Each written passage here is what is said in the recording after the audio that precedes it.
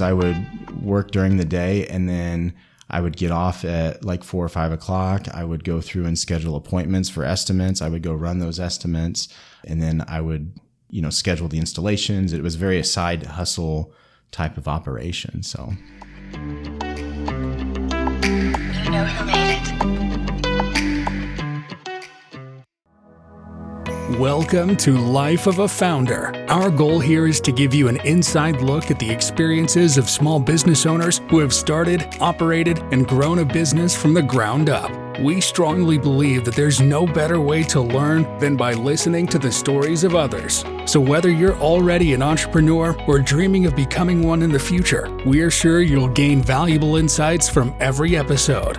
Without further ado, let me introduce you to the man behind the mic, our host, Matthew Sumter. All right, welcome to Life of a Founder. I'm Matthew Sumter, and I'd like to introduce you to my guest, Abe Eller of ETEK Custom Coatings. Before we get started talking about your business, what is one piece of advice that you would give someone that was thinking about starting their own business? Yeah, I would say based on whatever your goals are, make sure they're your goals and that you're going to build your business the way you want to build your business and not based on what society tells you it should be, right? And like what I mean by that is I've owned and operated a couple different businesses, and I've been part of businesses, and too many times, you start having a conversation with another business owner or someone that wants to learn about your business, and one of the first questions they ask is, how much volume do you do? Yeah. That kind of thing. And to me, what I've learned over the years, and I've been that guy that's very quick to answer that question, to me over the years, I've learned that's just not who I am, right? Based on what I want my business to be, in terms of family life and financially, and that kind of stuff is very different than what I feel like most people would think a business should be, which is this big $1 million, super profit driven organization. So just do you, be you, and build it the way like that's going to make you happy, you and your life, whatever that is. Okay. So. Yeah. It really depends on what your goals are. How would you measure the success of your business since you said that? Yes. A lot of people, like you said, would measure it on volume or income or whatever. Yeah. So it changes, right, throughout the year. Like right now, like I think businesses have different seasons. And so the way we have found to measure ETEK, and I say we as in me and my wife, because she runs it with me, right? We measure it on callback rate, right? Like what is the success of our installation rate? Callback meaning after we do the installation, like are we having to go back and do touch-ups, or did something go wrong on the installation, right? Because at the end of the day, if we are able to produce a very quality install right out of the gate and do what we say we're going to do, like that's ultimately the success of the business, and that's where it lies. So essentially quality. 100%. Right. Yeah. All right. Well, why don't you tell me a little bit about your business, just what you do? Yeah. So ETEK Custom Coatings, in a nutshell, we do concrete coatings, specifically garage floor coatings. I would say it's about 80% of what we do is in the garage space. We also do basements and patios and porches. We are a business that used to do a lot more than that, but we've kind of dwindled it down to what we know and what we feel like we have come as close to perfection as we can with that. So, okay. And from looking at your website, is this kind of a franchise model where No. Yeah. Okay. So I started it, a number of years ago. Yeah. But there's multiple locations or no? Mm-mm. Okay. Just the Kansas City Metro. Okay. Gotcha. Yeah. And how long ago did you start it? How old were you about? So we took it on in 2016. It was me and one other guy, took it on in 2016. So I would have been in my, 33, 34, something like that. Okay. So, yeah. All right. Well, what inspired you to go out on your own or to start this business? And I mean, you said you'd started some other businesses. This one in particular. Yeah. So I joined the real world and I worked for another company, and I always kind of maybe had a little bit of an itch to do something on my own, more of like a side hustle than anything. But I would say it was actually my cousin that inspired me to launch a business. We launched a business together, back in like, I want to say it was like 2009, 2010, something like that. And he still owns and operates it. I sold my half, but yeah, he called me one day and said, "Hey, I got this, I want to launch a t-shirt business, like a, screen printing and graphic design business." And it was, get off work at whatever time, 4 or 5 o'clock, go to his house in his basement and print t-shirts till 11 p.m. or midnight, and then go home and get up and do it all over again until, we grew it to a point where, we got a space and yeah, now he, like I said, I sold my half and he still owns and operates it to this day. So, so he was definitely the inspiration to kind of give me that nudge to step out. And then, yeah, I've had my hands in a couple different other side hustles, and then ETEK was what I thought was going to be a side hustle turned into what it is today. So it started as a side hustle. It sure did, on top of a regular job, and then you built it up to the point that you could. Yeah, it was definitely, kind of like what I just told you about the t-shirt business. It was, I would work during the day, and then I would get off at like 4 or 5 o'clock. I would go through and schedule appointments for estimates. I would go run those estimates, and then I would, schedule the installations. It was very a side hustle type of operation. So, okay. What are some of the challenges that you've had trying to grow your business, or even get it started, or even grow it up to the point it's at right now? Yeah, I would say initially it was time, right? Having the time to do everything that I wanted to do. Like I said, it started as a side hustle. Once it became a full-time operation, it's a very, like I told you earlier, quality driven industry. And so finding the labor and trying to instill that in them has been the biggest challenge for us over the last few years. We've been very fortunate to have, to find those crews that have been with us for, 4+ years at this point, and installed more floors than probably anybody in Kansas City. So, but I would say that was the hardest. Finding them was not easy. Yeah. Okay. And how is that structured? Do you use subcontractors, or do you have your own crews? And if so, how many employees are you running right now? Yeah, so we only have about 15 employees right now, which is great, which is exactly where we want it. No, they're all employees. We don't subcontract out anything or outsource or anything like that. They're our guys, they're our family, and we grow from within. In order to be a team lead, they have to be an assistant team lead and work for, a little over 1,000 man hours before they're able to become a team lead, meaning they're responsible for, the quality of the installation and that kind of stuff. So how do you motivate that quality? I've heard some people, equity or ownership is kind of how they motivate to get quality work. And how do you do that in your business? Yeah, so I've tried a lot of different things, right? And I've tried a lot of the wrong things, kind of wrapped up in there. But what seems to work for us is having everybody talk to one another. Like we're like, we have that team thread, that team text thread or message thread where, if Tony submits his, final picks and Luis submits his, they kind of, get that competitiveness going back and forth.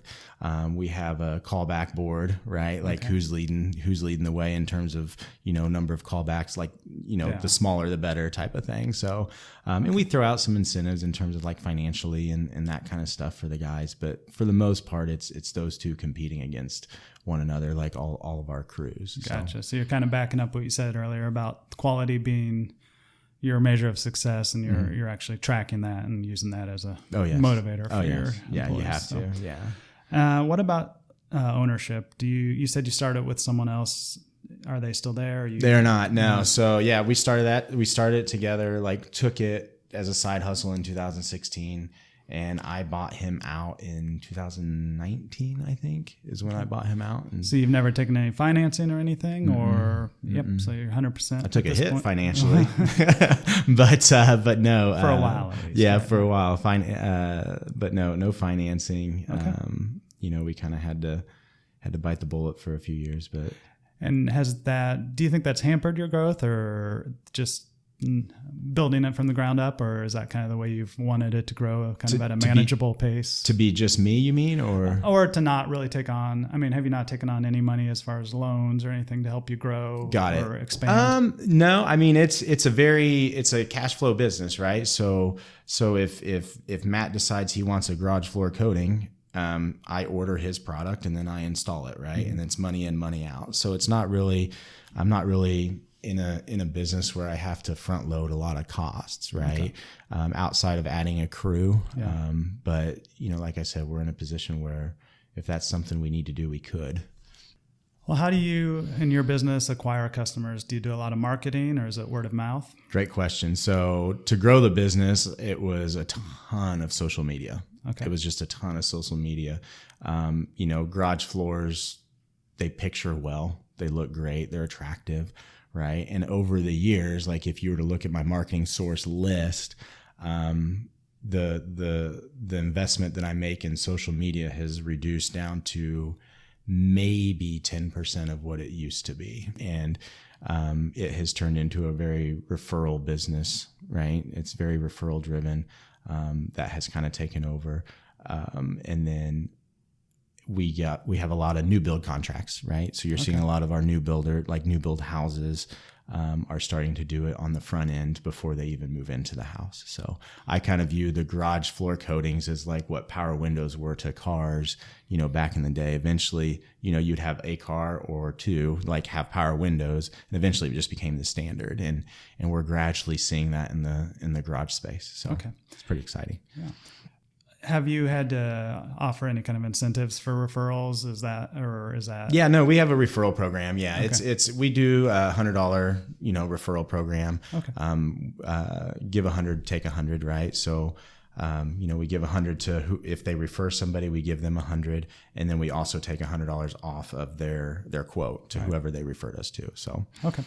I think I saw on your website also that you offer financing. Was that something that you felt really helped grow the business or? It did. Yeah. So I think, and that's, some of our bigger projects, right? Like I said, I mean, garages and basements, if you're getting into a combo, it can be a pretty healthy investment. So yeah, we do offer financing. We partnered with a home improvement industry specific finance company called Green Sky. And so, it definitely helped take on some of those bigger projects. We don't have to use it that often, but it's certainly there, and it has helped, like I said, if we have some of those bigger projects, it's a little enticing to the homeowner because that financing is like a 12-month no interest or something like that. Now, as far as financials are concerned, what is kind of the ROI on your business? I mean, I assume the expenses are going to be labor and maybe some of the supplies but labor probably a majority of that. And what kind of profit margin are you looking at in your industry? Yeah. So the way we do our job breakdowns is, we look for a little over 30% net, but that also takes into account, obviously, like you said, product and labor, the two biggest expenses in our industry are just those two. I also take out about 10% for marketing, and then a little bit more for obviously like fuel and miscellaneous materials that we use on the job, such as rollers, brushes, squeegees, that kind of stuff. So, and then our sales reps are commissions as well. They're commission only sales reps. So we have to factor all that in. And once we take everything out of there, we're aiming for about that 30% margin. Okay, so, nice. Yeah. Yep. Well, what's been kind of you don't have to give exact numbers, but what's kind of been the trajectory of your income since you've started the business until now? Yeah, great question. Or just even the growth of the business. Yeah, so like my personal income, you mean, or just? Well, either or. Yeah. No, it's like I said, going out on your own, it was kind of that pursuit of happiness, right? And it was a huge financial hit, but it's something that my wife and I had to collectively decide that we wanted to do. And, we buckled down and did it. And it only took, so you'd be shocked at when your back's against the wall, how quick you can get it up to where you want it to be. And it took about 3 months, and we were able to be right back to where we were. Oh, wow. Financially with my old job. Yeah. That's pretty impressive for a new business. Yeah, it was nice. We were blessed in a lot of different ways. So, and we've been surrounded by a lot of good people, and obviously our customers are great. And in Kansas City, I'm a little biased, but I think it's the best place to start a business because they're so loyal to their town, right? And I would say that's one of the biggest advantages we have is that while we are surprisingly one of the quote veterans of the industry in Kansas City, we're also one of the few that are truly locally and family owned and operated. There's a lot of franchises that have popped up over the years and different types of chains and that kind of stuff, but there's not very many of us out there that are like true local Kansas City grown businesses. So yeah. Would you say the growth has been kind of just a steady upward trend, or is it? Yeah, no, I mean, we started off growing pretty rapidly, and then year of COVID was huge for us. People were staying in their homes and just dumping money into their houses at that time. So it's pretty hard to compare like what a normal year would be like during that year. But even now, like looking at this month, I was just looking at numbers this morning, we're beating last October. So we have a gradual growth pattern. It's not tremendous. And quite frankly, I'm okay if we're flat. There's some months I would even say I wish we can kind of, put on the brakes a little bit, and it all depends on how far out we are in terms of installation, which right now we're about 7 weeks, we're starting to get, a little too far out for my liking. So, yeah. Okay. Well, I'm sure there's been some stress along the way. Have you ever considered so far, has there been any burnout? Have you considered walking away, selling, or doing something different? Yeah, I'd say I do that a couple times a year. Yep. I've been offered a couple times by a couple different companies to buy me out, and it every once in a while it does get pretty attractive. It depends on the day they get me type of thing, right? Yeah. Like owning a small business isn't always 70 degrees and sunny, right? I mean, you have your ups and your downs, and when you're in those valleys and you really want to, get out, like it's hard to turn down an offer to sell the business or figure it out, right? But really, like my why is, I mean, I have you have kids. I have a 13-year-old son that has started working for us during the summers to save money for his first car, and all he wants right now is to take over ETEK whenever he gets out of high school or college, whatever he decides to do. So I think we've kind of decided, as long as that's what he wants, we're just going to hang on to it. And if he decides he wants to take it over, he can. So, all right. That was going to be my next question. Yeah. If you had future plans, and it sounds like potential. Noah wants to be the future of ETEK. My other two, as of right now, want nothing to do with it. So right. They'll take the benefits, just not the responsibility. That's right. All right. Well, stepping a little bit away from the specific business, what kind of skills or traits do you think an entrepreneur needs, or someone who wants to start a business? I think they have to be able to look themselves in the mirror and know what their strengths are and also know what their weaknesses are. I think if you are a business owner or an entrepreneur and you are blind to what you are not good at, then you're not going to be able to grow and be successful. And whatever those weaknesses are, surround yourself with people that are a heck of a lot smarter than you. And that's okay. Okay. Right? Yep. Are there any tools or software that maybe aren't industry specific that have really helped you kind of stay industry specific? Either or. Yeah, I mean, our CRM is very industry specific. It's called Market Sharp. It breaks down, I'm able to do my job breakdowns, track lead flow, quality control, all that. It holds contracts, signatures, all that kind of stuff. But I mean, gosh, Matthew, today everything is so, you could basically run your business with a cell phone right here at this point. So, so. Okay. Do you have any good stories? Anything that's happened along the way that is just kind of a funny story or a big mistake you've made or something? So I wouldn't say like a big mistake I made or a funny story. I mean, I can think of one recently, right? Like, so garage floors, it's a disposable income product, right? Like it's definitely a want product. So we go into a lot of the bigger homes, in Kansas City. And while we've done some celebrity houses in Kansas City, being a Jayhawk, I'm going to give a shout out to my guy, Bill Self, Coach Self. We did his floor a few weeks ago. So while I've met him a couple times, it was nice to to get to know Cindy, his wife. So that was a lot of fun for me, right? I'm a bigger Jayhawk fan than I am even a Chiefs fan at this point. So, do you get a big Jayhawk logo right now? No, you know what? He went with the standard color. He didn't go crazy or anything. So, as an entrepreneur, you've done a couple of other businesses already, and you're doing this right now. What are some of those other ideas you've had in the back of your mind that maybe, you don't have the time to pursue, but you think would be a great opportunity? Yeah. So we do enough volume of business where I have dabbled with the idea of getting into an online distribution and kind of developing our own product line, private labeling our coatings, which we already have.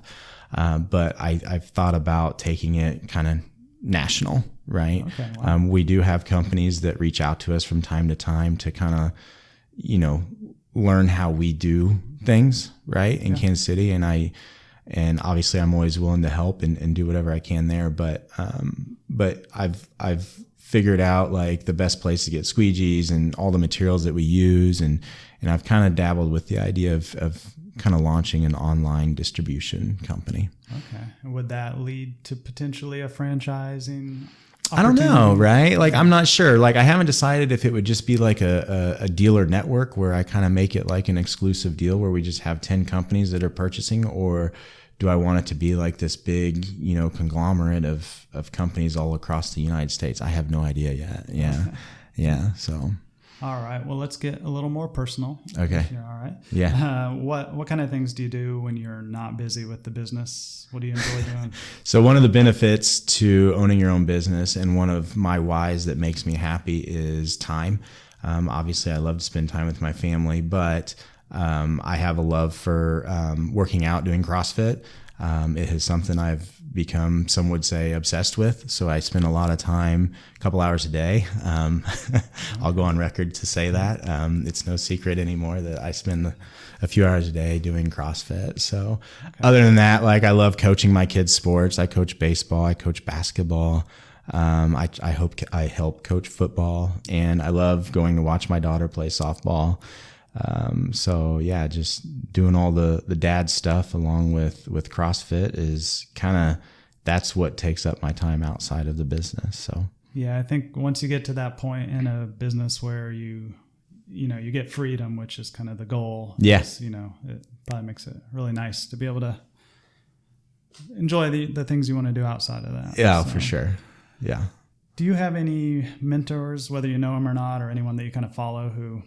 So I do have mentors, right? I have a guy in Kansas City named Tracy. He's a business owner, a business genius, I would say. He's one I can call and lean on. And then I have a couple other mentors, like one's up in Wisconsin, again, business owner, someone I feel like I can call and be transparent with, like if there's a real deep struggle.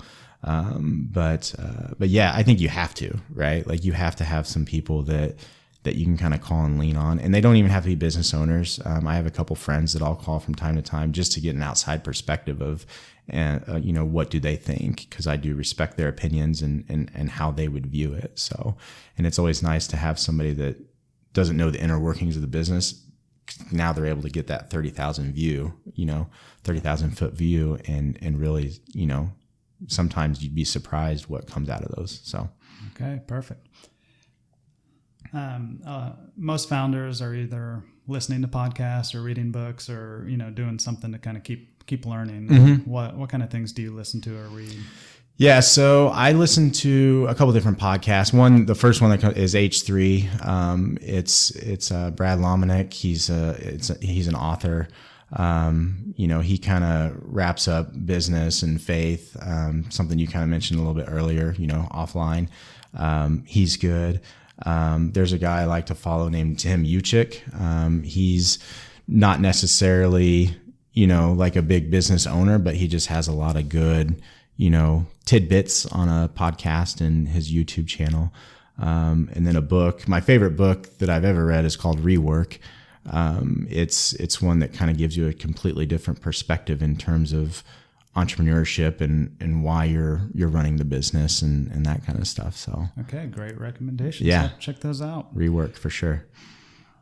Do you have any unusual hobbies or habits that maybe a lot of people don't know about? You mentioned CrossFit, but yeah, that's a known one. I could play the ukulele. That's good. That's an instrument that I was thinking about that the other day. Like, why do I even like this? And it's the ukulele. It's pretty hard to play the ukulele and it not make you happy. So, I mean, there's no angry songs that come out of playing a ukulele. So, that's but no, true. I can play the ukulele. All right. Well, let's do a couple of rapid fire questions. First thing that comes to your mind. They're easy. Okay. Favorite vacation destination? Colorado or Steamboat Springs. All right. Flannel or sweatshirt? Flannel. A night out or a night in? Night in. Do aliens exist? No. Okay. If you could travel back in time, where and when would you go? Oh my gosh. I would go, and I would say the 50s, right? I just love, like when I watch movies, I love the way everybody dressed and like the nightlife and that kind of stuff. I would say the 50s. You just want to roll up your t-shirt sleeve. Yeah, man. Yes, absolutely. All right. Well, how can the listeners find out more about your business? I mean, you can obviously go to our website. It's etekcustomcoatings.com. ETEK, right? Yep, ETEK, customcoatings.com. Go to the website. You can check us out on Facebook, Instagram. Feel free to reach out to us. So. All right, perfect. Do you have any offers for the listeners? I mean, this time of year, we're doing 10% off on basements. Okay. So trying to get those winter products in. Okay, so. Perfect. All right. Well, thanks for stopping by. I mean, that was great. Do you have anything else that you'd want to share? I don't think so, man. This was fun. I've never done anything like this before, so I appreciate it. That was cool. All right. Thank you. Thanks. Thanks for tuning in to Life of a Founder. Don't forget to hit that subscribe button so you won't miss any of our upcoming episodes. And if you have any friends or family members who would enjoy the show, please share the link with them. We truly believe that small businesses are the lifeblood of our communities, so we encourage you to take that first step and start your journey toward business ownership. Hey everyone, I just wanted to take this opportunity to personally thank you for listening and sharing my show with others. If that's all you ever do, that's perfectly fine. You may have noticed that we don't currently have advertising on our shows, and as of now, I haven't made a penny for the hours I've poured into the show. So if you'd like to do more to support this show, you can visit the website at lifeofafounder.com/support, where there are a few opportunities to support me. Once again, thanks for listening.